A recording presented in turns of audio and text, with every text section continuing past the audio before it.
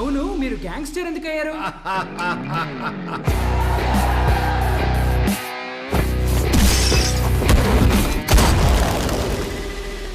ఎవడ్రా కబాలి? పిలవండి రావండి.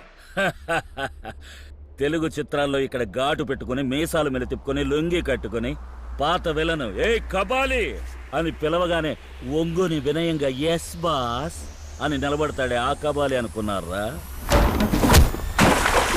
కబాలిరా.